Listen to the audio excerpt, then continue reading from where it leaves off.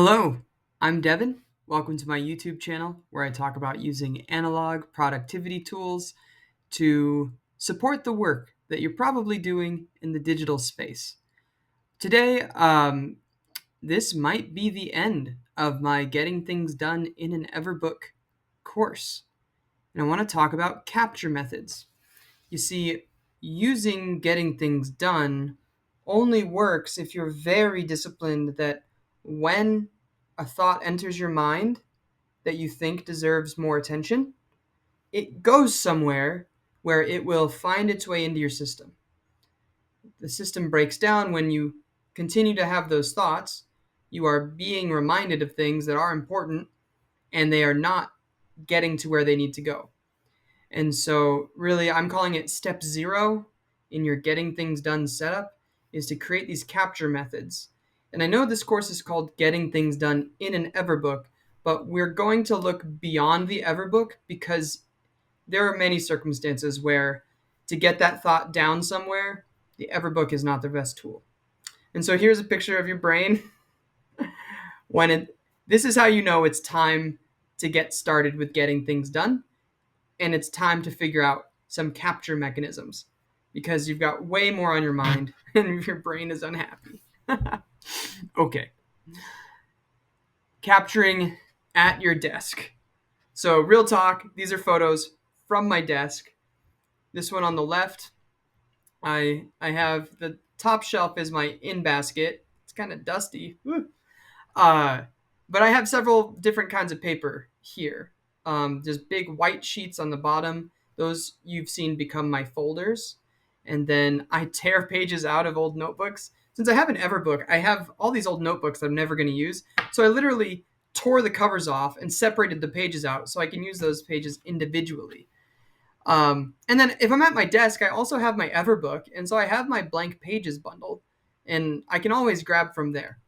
One thing you'll note is I have the small sheets here so that's take a half letter size piece of paper. That's the size of your Everbook.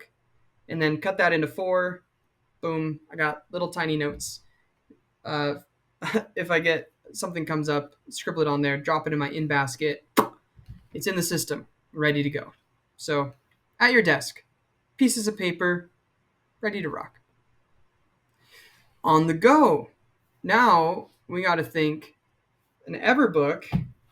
Here's the cover I'm using right now.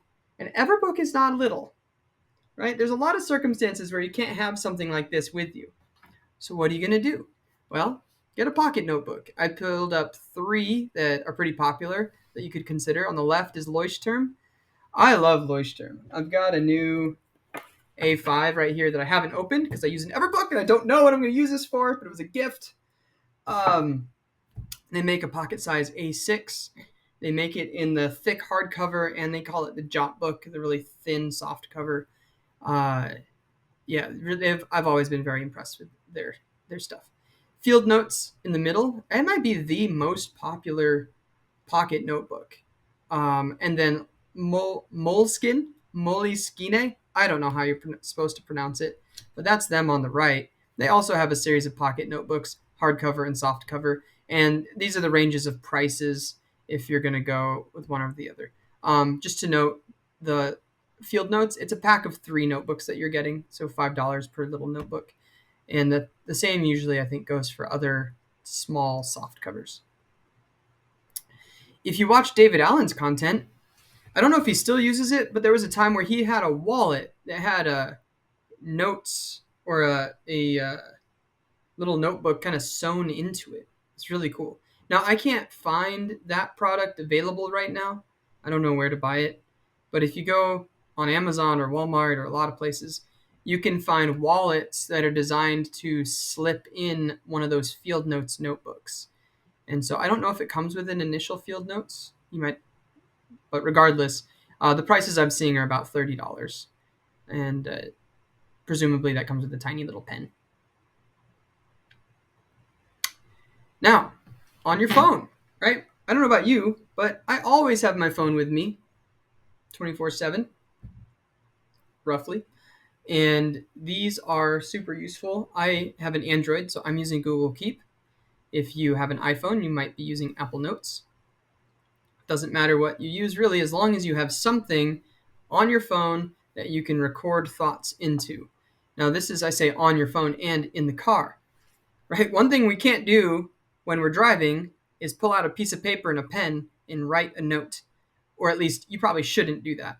The reason why I have these two apps up here is because with the push of a button, you can record your voice, which will be transcribed to text, kept in your note, ready for you to review when you're next ready to empty that out. Now, on your computer, also note-taking options.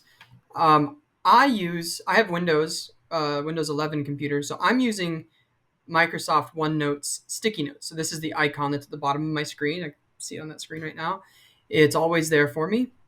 And as things pop up and I just need to quick take some notes, no time to grab pen and paper, just start typing in OneNote. You could also use Google Keep. The reason I don't is because I have to open a browser tab to get to it, and that's just too many extra steps. And of course, if you're on a MacBook or any Apple product, Apple Notes is there for you too. The reason why OneNote is not listed as a phone option is last time I tried it, they don't have a quick go-to speech to text transcription option at least on Android. Maybe they've built that since I last looked, or maybe that's available on iPhone. But if they had that, then I would just use Microsoft probably for both at the same time. Moving on. Shower thoughts. Oh, this is a game changer. You guys, you can get a waterproof notepad to stick on the wall of your shower or bathtub or wherever. Literally, while you're in the shower, washing your hair, have a thought, some crucial idea, and it's like, I gotta write that down. Blam, you've got a 40-page notepad just right there in your shower, and the pencil, and it works great. Just write down your thought, and then when you're done, just tear off that note and put it in your inbox, either in your Everbook or on your desk, waiting for you next time you sit down to think about that stuff. This has been a game changer for me. Also, if swimming is part of your workout, you can use these pieces of paper, take them with you to the pool, and just set them on the edge. They get splashed, they get whatever. You can track your workout. I've done that a few times. It's really cool. So, last I looked, you can get one pad for $12, and it's 40 sheets of paper. Best practices. So you've got these capture methods set up. They're just there. They're waiting for you. They will do you no good if you forget about them. And so here I have a happier brain. This is your brain on capture systems. I think everyone, if you're doing this, if you're taking getting things done seriously, you should peek into all of your capture areas every day. And ideally at the same time every day. So for me personally, I do my best the last 30 minutes of every day. I'm opening up all my capture systems and at least looking at what's in there. Sometimes you're going to clear it all the way out on that day, and sometimes you're just going to scan for high things of high importance that you need to push into your getting things done system. But you see, a key discipline is, as you listen to David Allen articulate more deeply the getting things done system, he talks about the weekly review. This is where you want to empty all of those systems. Every single little capture thing you use, by the time you're done with your weekly review, should be completely empty. It's really the only way I know to go into the weekend. I do this on my Friday afternoons, usually starting at 2 p.m. or 3 p.m. And it is one of the best ways to go into the weekend, feeling like I've closed out my work week. Now I can focus on the weekend. And then over the weekend, you will have thoughts about work, and you have capture systems right at hand. Right?